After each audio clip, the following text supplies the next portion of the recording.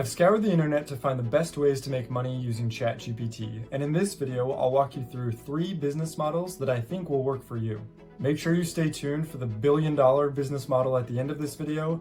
I'm also documenting my journey as I experiment with business model number 2, so make sure to subscribe and you can follow along. I've named these 3 models Query Packager, Query Repackager, and then Query as Leber. A query packager is literally just putting a different face on ChatGPT. So you can create your own website, you can create a form submission, say, hey, ask your question here, but then on the back end, you're just using Zapier or Make.com to send that website form submission to ChatGPT to get the answer and then put it back onto your website. So you're literally just putting a different face on ChatGPT. They're interacting directly with ChatGPT. The prompt as is going to ChatGPT and giving you the response as is. And a very basic example of this is to create like a startup idea generator. You can click a button and say, hey, generate me a startup idea. But then all you're doing on the back end is sending that prompt to ChatGPT to say, hey, generate a startup idea for me. And you're just displaying it on your own website. A query repackager is basically adding on to ChatGPT. So it can be doing a few different things for the user, so the user doesn't have to go through all of the work themselves. So the user could give a few different inputs, like maybe this is my startup's name, this is my startup product description.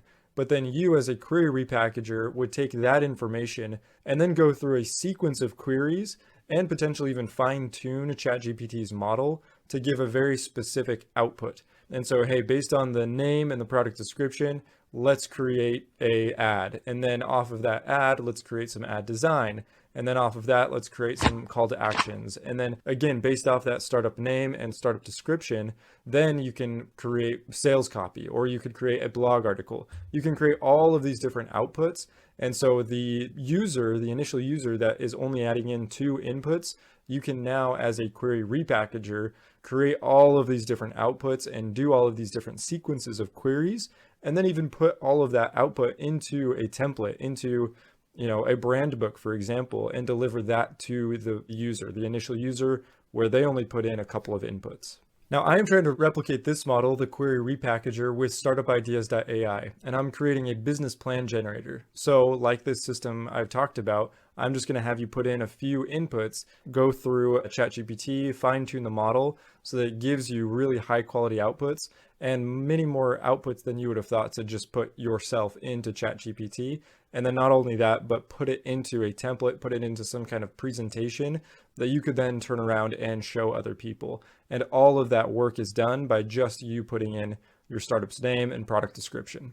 In the last scenario, query as Leber, in this scenario, you have a lot of wisdom. You have a skill set that people pay you a lot of money for, like a lawyer, like a financial analyst. You have all of this knowledge, expertise, and even wisdom that other people pay you a lot of money for and respect you for and trust you. Now, ChatGPT can do a lot of good grunt work, but they can't quite, polish a lawsuit and, hand it to somebody. They don't have that trust, respect yet for humans to trust their work and say, hey, this is good to go. I'm not even going to look at it. Let's just send it off. So you have the high level skills needed to refine and polish ChatGPT's output. And so that's where you use query as Leber.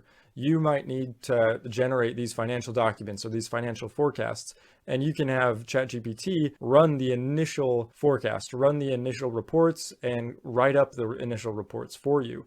And then you can go through and say, okay, ChatGPT messed up here. Let's just change that really quickly. But you don't have to start from scratch. And so that's where you can really benefit from this, because I'm not a financial analyst. I could maybe put in the same inputs as you did to ChatGPT, but I wouldn't know where ChatGPT went wrong. And I'm definitely not going to be able to convince somebody else that I wrote these financial analyst, report, and I can now hand it to them as my own work. But you could, because you have just had ChatGPT done the grunt work for you, and now you've gone through, polished and refined and fixed anything and everything that ChatGPT got wrong. Okay, now my bonus billion-dollar business model for you is you could build your own engine. ChatGPT is just an engine, and other people will create engines similar to that. I've already seen some other alternatives to ChatGPT.